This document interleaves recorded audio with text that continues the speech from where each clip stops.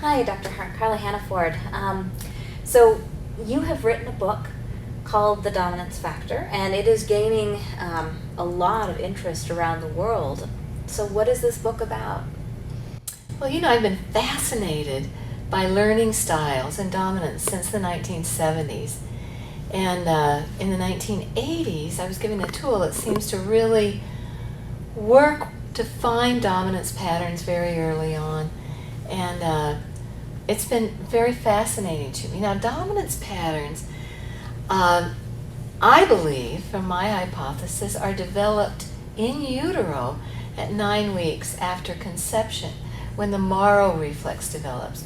The Maro reflex is the reflex that has to do with our survival.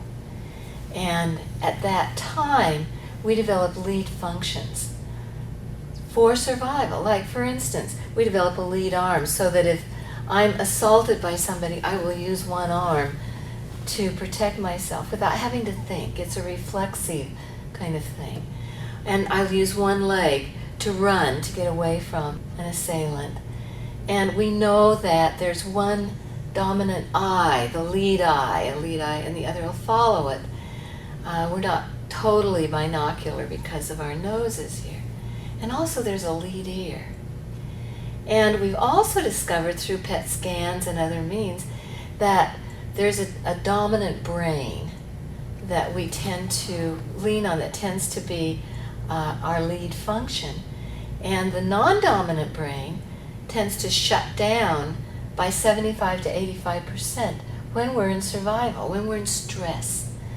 And because you don't need, apparently, the brain to be creative or to come up with new ideas or think deeply. You just need to react. So these dominance patterns for survival tend to also, because they are used the most within our lives, survival is the base need that we have, they tend to be hardwired. And so we kind of lean on them whenever we come into a new learning situation or a new social situation. And so what we're finding is that we can tell people's learning styles by looking at their dominance patterns. And again, how they are going to respond initially in a new situation. And it's quite fascinating. It sounds like it. So how do you find this dominance profile? Well, there are different ways. The most accurate way is by using a muscle check. Now, what is a muscle check? Okay. Muscle checking has been used for over 100 years by many practitioners in many professions, different professions.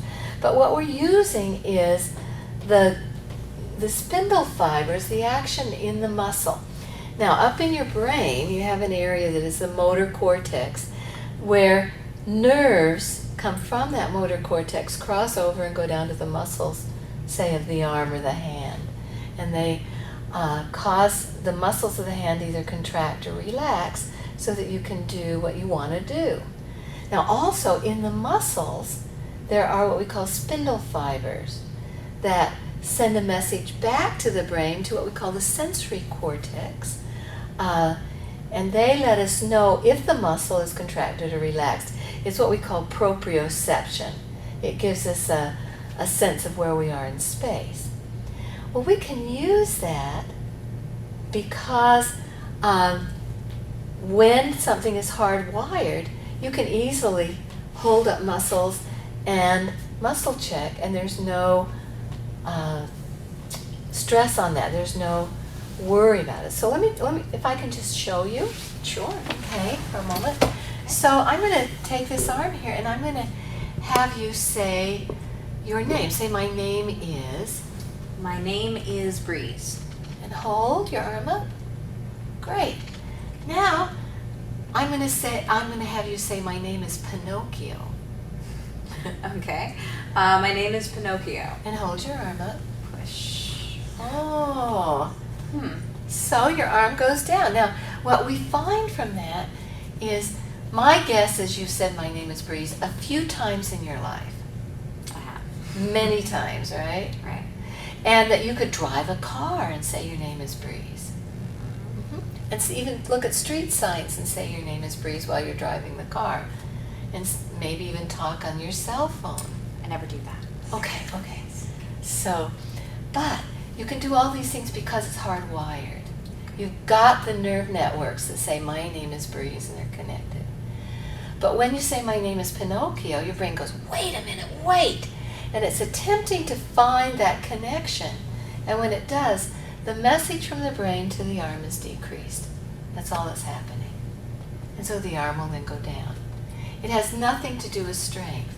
It has to do with what is going on in the brain.